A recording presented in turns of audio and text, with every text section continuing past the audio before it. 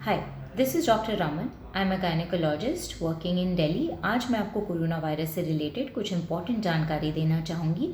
सबसे पहले corona virus की बीमारी फैलती कैसे है, दूसरा आप इसको कैसे प्रिवेंट कर सकते हैं, तीसरा अगर आपके घर में कोरोना वायरस की बीमारी किसी को हो गई है तो आप उसका क्या ट्रीटमेंट कर सकते हैं।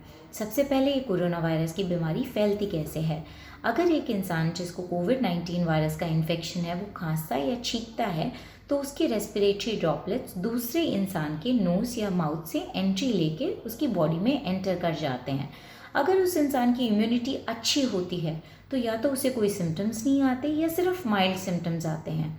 अगर उसकी इम्यूनिटी वीक है तो उसको moderate to severe symptoms of corona virus disease हो सकते हैं, लाइक ब्रीदिंग डिफ़िकल्टी और रेस्पिरेटरी फेलियर, जिसके लिए आपको उसको हॉस्पिटलाइज करवाना पड़ता है। अब how to prevent this corona virus disease, आप कैसे प्रिवेंट करते हैं। सबसे पहले अपना नाक और मुंह दोनों कवर रखिए N95 मास्क से। Only N95 mask is 90% protective against corona virus infection, क्योंकि इसमें 3 लेयर्स की प्रोटेक्टिव कवरिंग होती है, तो कोई कपड़े वाले मास्क आपको यूज़ नहीं करने हैं। दूसरा, अगर आप किसी इंसान के साथ खड़े हैं तो 1 मीटर से ज़्यादा डिस्टेंस पे खड़े रहिए। तीसरा, अगर आप बाहर से आते हैं तो अपने हाथ को पहले स्टेरिलाइज कीजिए, तभी अपने नाक, मुंह या फेस पे लगा सकते हैं। और अपने आउटसाइड कपड़ों को अपने घर वाले कपड़ों से अलग रखिए। अब how does vaccine work in this corona virus disease. ये जो वैक्सीन होती है जो हम इंजेक्शन के थ्रू देते हैं, इसमें एक वायरस होता है जो वीक होता है। वो इतना वीक होता है कि वो आपको बीमारी नहीं कर पाता, लेकिन वो आपके इम्यून सिस्टम को एक्टिवेट कर देता है, मतलब वो आपकी बॉडी में एंटीबॉडीज़ बना देता है। अगर आज आपने वैक्सीन ली है और अगर आप 1 महीने बाद कोरोना वायरस की बीमारी से एक्सपोज हो गए हैं तो आपका ये जो एंटीबॉडीज़ हैं ये अटैच करेंगे उस कोरोना वायरस को और आपका इम्यून सिस्टम उसे रिकॉग्नाइज करके किल कर देता है, तो आपको वो इन्फेक्शन नहीं हो पाता है। तो this is how a vaccine works. Vaccine की 2 डोजेज़ हैं। एक डोज आप आज जैसे आपने ली, एक डोज आप 1 महीने के अंतर पे लेते हैं। 2 डोजेज़ का ये आपको वैक्सीनेशन लेना होता है। तीसरा, more than 18 years male female दोनों ले सकती हैं। फीमेल्स अपने मेंसेस के ड्यूरिंग भी ले सकती हैं। वैक्सीन उतनी ही इफ़ेक्टिव रहती है, कोई इसमें इसका जो इफ़ेक्टिवनेस है वो कम नहीं होती। अब अगर आपके घर में किसी को कोरोना हो गया है तो आप उसका ट्रीटमेंट कैसे करेंगे। According to government guidelines 3 category हैं पेशेंट्स की, category A, category B, category C. Category A में वो पेशेंट्स हैं जिनको माइल्ड सिम्टम्स हैं, तो अगर आपके पेशेंट को माइल्ड सिम्टम्स है तो आप उनको घर में रख सकते हैं। अब आप उसको मॉनिटर कैसे करेंगे। मॉनिटर करने के लिए आपको एक फिंगर पल्स ऑक्सीमीटर लेके आना है।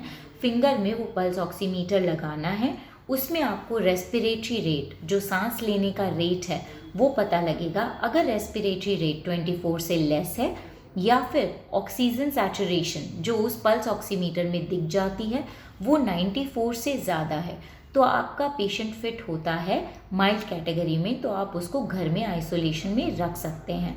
आप उसको नॉर्मल घर का सारा खाना दे सकते हैं, कोई डाइटरी रेस्ट्रिक्शंस नहीं है। उसका हाइड्रेशन अच्छा रखिए, कोई पेन किलर्स नहीं देने हैं एक्सेप्ट फॉर पैरासीटामॉल। पैरासीटामॉल आप दे सकते हैं फीवर के लिए भी और वैसे भी आप दे सकते हैं। अगर कहीं पे बॉडी में फटीग और दर्द रह रहा है तो आप 500 mg पैरासीटामॉल दे सकते हैं। और ट्रीटमेंट जो आपको देनी है that is hydroxychloroquine. Tab hydroxychloroquine का कोर्स 5 डेज़ के लिए होता है, लेकिन हाइड्रोक्सीक्लोरोक्विन कुछ पेशेंट्स में आप नहीं दे सकते। जिनको कार्डियक प्रॉब्लम है, मिर्गी के दौरे पड़ते हैं, जिनको एलर्जिक रिएक्शन हुआ है हाइड्रोक्सीक्लोरोक्विन टैबलेट से, या जिसको रेटिनोपैथी है, G6PD डेफिशिएंसी, ये सारे पेशेंट्स को हाइड्रोक्सीक्लोरोक्विन नहीं दिया जाता। दूसरी एक टैबलेट है, अगर हाइड्रोक्सीक्लोरोक्विन अवेलेबल नहीं है और अगर आप उसको नहीं ले पा रहे हैं तो एक टैब फेविपिराविर है, that is an antiviral drug.